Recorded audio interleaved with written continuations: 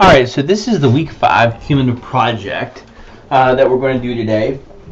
There's 2 tabs, and there's 8 things to do on the first tab, and there's 4 things to do on the second tab. So a total of 12 things to do. Should take you about 30 to 40 minutes to get these done.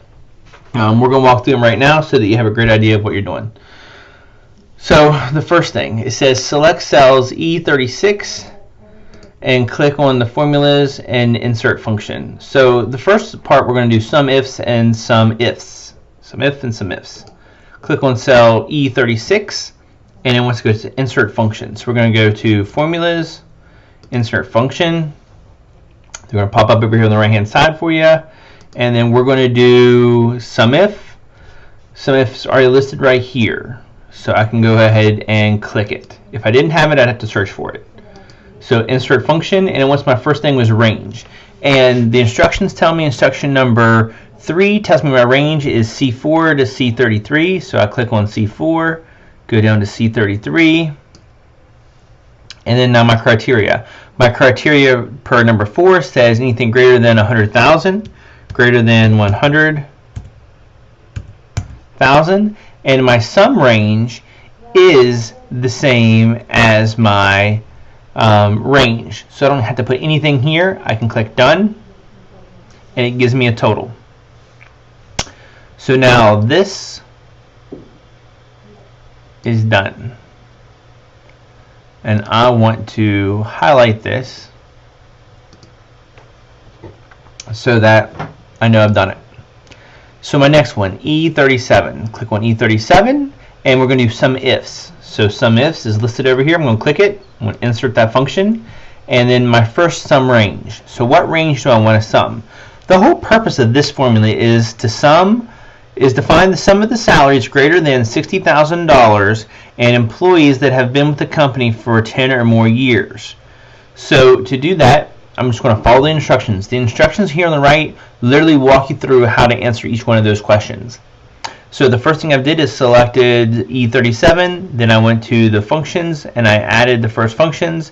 The first set is C4 to C33 as my sum range. So my sum range is C4 to C33, and then we'll click this plus. And my first criteria range is D4 to D33. That's the range. That's the years. The criteria is greater than or equal to 10. Now, to do that, I'm going to put greater than equal to 10. Now that I got my criteria, I have my second criteria range, which is C4 to C33. C4 to C33. And it says that it's greater than 60,000. So that's my range. Click on this plus. My criteria is greater than, less than 60,000.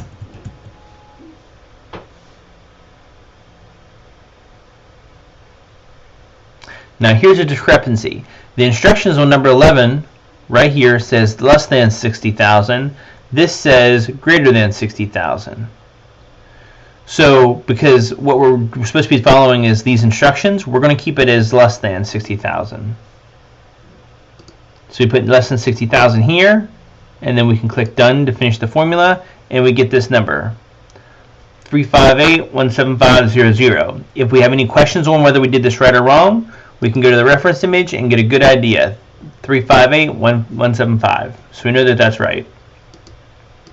Back to our formulas tab. We have all this done.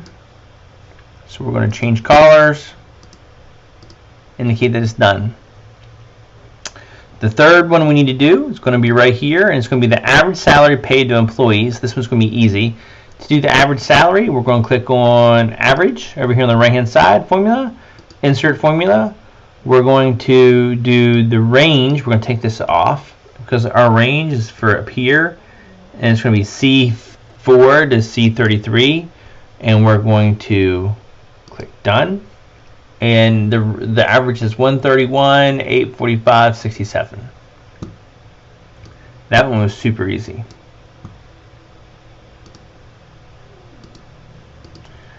The next one says select E39. We're at E39. Formulas tab, insert function. We're doing average if. So I come over here and find average if, and I insert that function. So the first thing it wants me to do is put in the range field. So we're going to average if this D4 to D33 is greater than or equal to 20. And what we're going to do is we're going to average this C4 to C33 and click done. We're going to highlight those, change colors, and there we go. So we know that the average salary for employees who have been employed 20 years or more are $221,885 and 0 pennies. Number 9 starts the next one. It says in E40. We go to E40. Formulas, insert formula, average ifs. So this means there's going to be multiple criteria. Average if, insert functions. The first is the average range. So we're going to average what? We're going to average C4 to C33 if what criteria? That criteria is D4 to D33 is greater than or equal to 10. Criteria greater than or equal to 10. And new criteria range is going to be E4 to E33, which is the job title, is equal to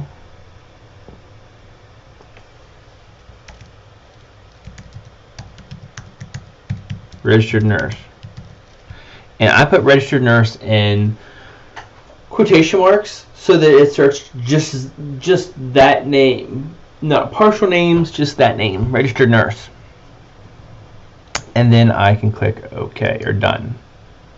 And that tells me the average salary for employees for registered nurses who have been employed longer than 10 years. Good work. So that's this one done. Next one is Countifs. So we're going to go down here to E41 and we're going to click on formulas, insert function, Countif.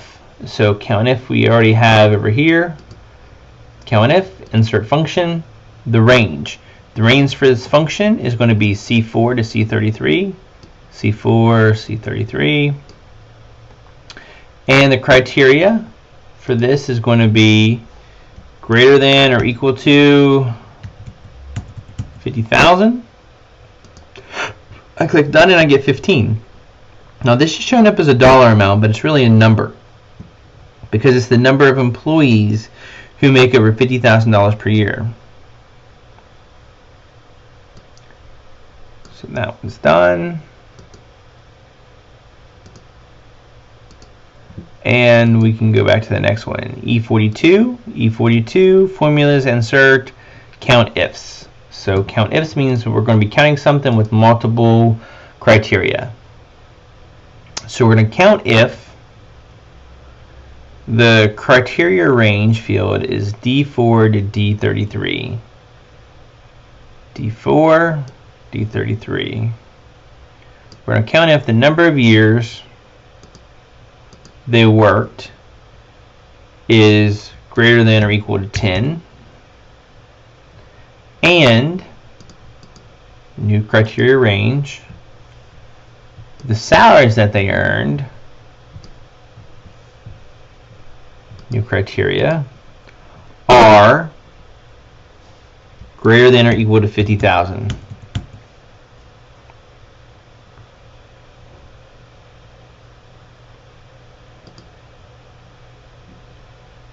Click OK and we got 14.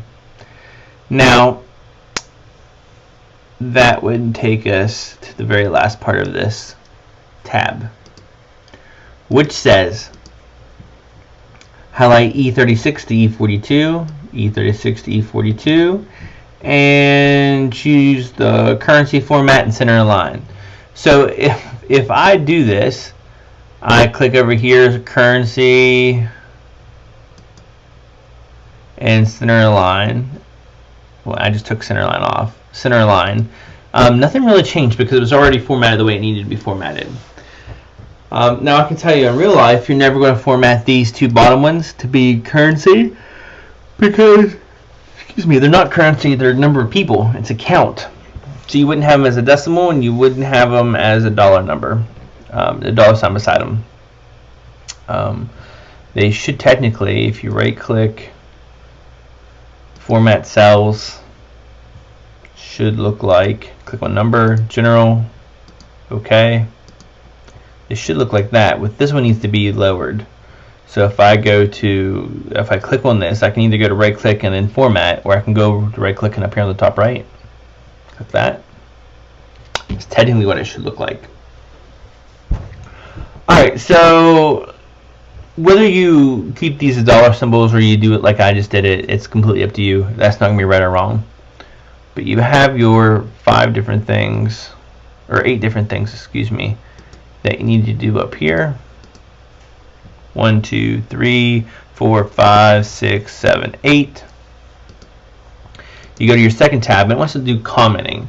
So there's really only 4 things we're doing here. Saving and submitting with your name. I mean, that's kind of common sense. So now it says we have 5 things. Make sure all your comments are hidden. Well, comments are naturally hidden. They don't naturally show up there or stay up. They are naturally hidden. So technically this one we're not doing anything with either. It's just these first 4. In B4, it wants you to add a new comment. So I'm going to go to B4, right click, new comment. And for a Mac it's a little bit different. I get more, and this is an updated version of Excel too. I get more of a thread than what you get as a note if you're running a PC.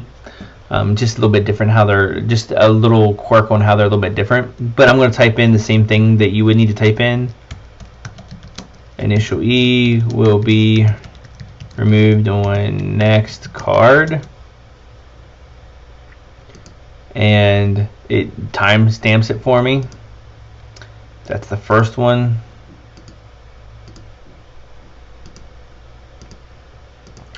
Second one is D9. I go to D9, right click, new comment. My comment is going to be card lost, need to cancel if not found by tomorrow. Save that comment. That one's done. B12, new comment. Here's B12, right click, new comment. That comment is that Yoshi will be leaving at the end of the quarter. Oh. Make sure to cancel card. Save that. So there's 3 comments that I need to make. Now it says I want to edit the comment in D9. So I go to D9, and for me is a little bit different. If you are using a PC, you can right click and edit. For me, I hover over this and I click on edit. And then I can backspace all this out and type in card lost and found on 5-3-2019, and then save. And puts a new timestamp on it. Like I said, these are already automatically all hidden. You can't see them. Now, for a Mac and a PC, there are a couple different ways that you can view these. For a Mac, if I want to view all my comments at once, I click on Review, Show Comments, and it'll show them up here on the right-hand side. B4, D9, B12. But if you are on a PC, it will show them. I don't know that if I have a video on how it shows them. Yeah, not that you need to watch it, but it'll show them like this. These are whenever they're visible. When you click on show all comments under review, it'll actually show them up here. So in a Mac, you kind of get more of a